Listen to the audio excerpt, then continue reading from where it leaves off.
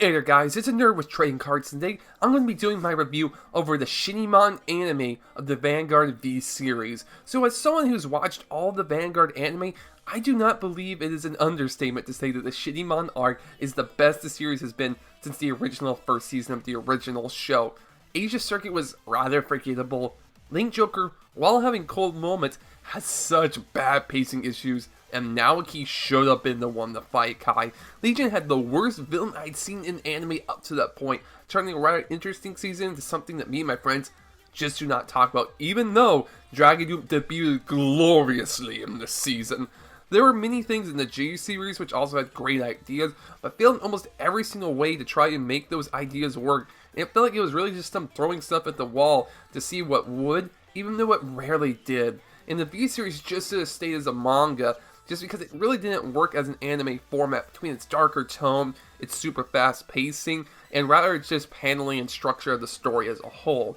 The Koshin was actually really cool at first, but then it just ends. The only really good thing that came out of the V series was Kai and the topic of this review, Shinemon Nita's own anime, Cardfight Vanguard, Shinemon. This was honestly a surprise to me. While curiously optimistic, the first few episodes almost left a sour taste in my mouth, but quickly transitions into some of the best character writing this series has ever had. But before we really get into that, we need to figure out who Shin Nita is. He is the uncle of Masaki and the owner of Card Capital. After Masaki's parents die when she's young, in an attempt to keep the card shop going so Masaki can inherit, Shin takes over as owner and manager of the card shop. This is all we really knew about Shin for a few years. He was a light-hearted good uncle that looked after his niece and lived a peaceful life. That is until G came around, and we found that he was actually a rather famous card fighter and had connections to Chrono's father and aunt. This was slightly exploring G, but not in extreme depths, and that's what this season intended to do. But in order to do that, in order to flesh out the whole story and characters, new characters were created and introduced, and some retcons were made. But I honestly think it was for the best to create what is definitively the prequel story of the entire Vanguard anime. Taking aspects from the original anime/G series and the G manga, they create a story about growing up in the most over-the-top anime way, yet still feeling very down-to-earth at the same time, while no Gurren Lagann. It definitely turned what could have been a boring filler into something enjoyable and at times heartwarming. All the new characters bounce off each other with Shin very well in entertaining ways. Shin talks constantly about grabbing the future, and it's his to decide, but doesn't really know what he wants it. When he's asked how he'll give it and get it, while starting off with an outstanding answer of confidence, he quickly will fall into a state of vulnerability, not knowing how exactly to answer how he'll get there, and what he'll do in order to achieve all those goals. It felt personally relatable to me, with having dreams of grandeur just being knocked down with seemingly countless towering hurdles that stand in the way of those dreams.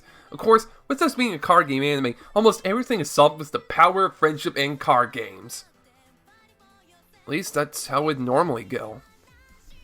The card game anime is still very much a card game anime though. Shinemon is a very interesting card game anime to me. While there are parts I felt kind of unneeded and very anime to say the least, it never truly relies on those tropes to tell its stories, and into its Shin really losing everything.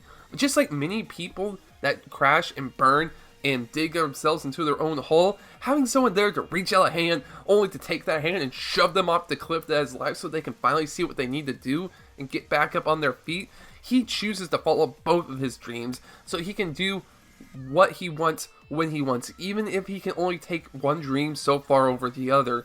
Many more hurdles would still plague Shin in both of his paths to dreams being achieved, and some even got to him. Every single time he'd eventually get back on his feet and do what he had to do, what he should do, what he must do. This leads to many eventually following him, even enemies and rivals, to start of becoming infatuated with his ideals, turning his seemingly loud mouth and not very smart kid into a leader that many people inspire to follow and be like. To change the image of the future is his ideal. Even though he stumbles and falls, those words resonate with others, leading them onto greater paths, but even one of them into a dark but understandable one.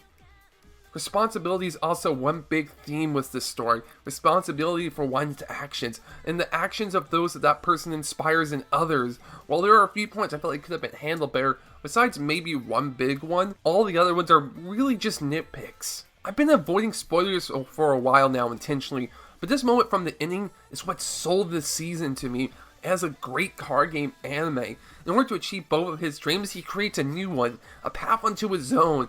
After Chrono's father Rive gets pulled into Cray while trying to save Chrono, it left him fatherless and motherless, only his aunt to take care of him. And when Chrono becomes a teenager and is about to become lost in the endless trap of wanting freedom but not knowing how to achieve it, Shin appears before him and set him on the path of the right, the path towards the future. And when Chrono comes walking in on the final shot and the theme song starts playing, singing, accepting this burden to lead the brand new way, as Shin looks over to Chrono and smiles, I knew this was going to be one of the best card game animes yet to be written. While this is still not a great anime per se for the card game anime genre, it's still a very, very strong anime that I will be fond of for a long time, teaching a great moral with fun characters and a tragic yet hopeful ending. With that being said, I believe Cardfight Vanguard Shinemon is the gold standard that all of these card game animes should strive for, and not just the card game animes, but just these lower end product placement animes in general, with a memorable cast of characters and relatable stories and motives all wrapped up in the same world of card game animes. This is a big problem I have with most of these product placement kid shows, is that they don't need to be. They can do so much more with their stories and tell a story for both kids and adults, something that will transcend. That's why I loved Into the Spider-Verse so much. It's something that a kid can, very much enjoy, but also can take away stuff from just like adults can. Animation isn't just for kids, even things that are trying to sell things. It is very much a way to tell a story and communicate ideas, and Shinemon anime does that exceptionally well. Well, I'd probably only rate this anime like a 6, maybe a 7 tops as an actual anime. It is definitely a 9 or even a 10 out of 10 for me as far as these product placement kid shows go. And I cannot wait to see what happens in maybe the new Overdress series. It's looking a lot more mature. It looks like it'll probably tackle more themes and tell great stories that really the show deserves to teach and to show, and that the audience themselves deserve to see.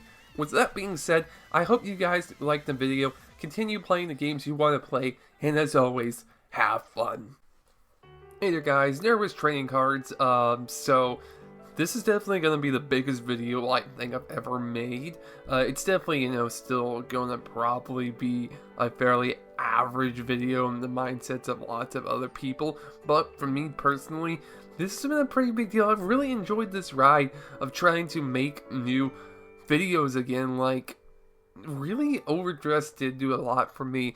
I really do thank Chris from Different Fight. He's definitely been a big inspiration, to be inspired to be someone like. And yeah, I really do just want to bring the joy of card games that I really do enjoy, as well as, just the things that I experience and the things that I love to do.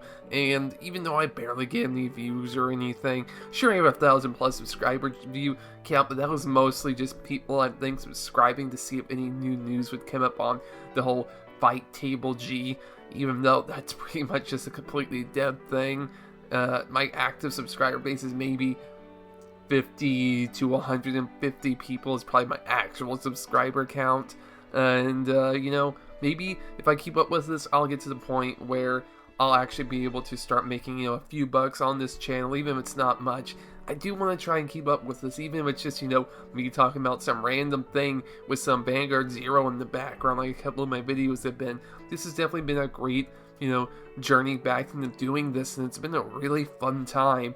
Even though I haven't gotten, much response, I've just been enjoying myself and getting my thoughts out there and how I really just feel about everything. So I think I'm just going to leave it things about like that. There's not much more else to talk about. I guess just let me know down below any kind of future videos you want me to talk about. It doesn't have to be Vanguard necessarily. I'm on the Nerd Just Trading Cards for a reason. You know, if there's some Yu-Gi-Oh set you want to talk about, or some kind of card game anime, or, you know, even like, hey, you know, can you talk about, you know, your thoughts on Weiss, or, you know, how do you feel that Buddy Fights cancel, or what do you think of Gate Ruler? I might make a Gate Ruler video, I don't know. That's just ultimately going to come down to a bit of how I feel, but also if anyone's going to really request it. And with that being said, I already technically did my outro for the actual video, but I think it's very important to say it once more. Keep playing the games you want to play. And as always, remember, have fun.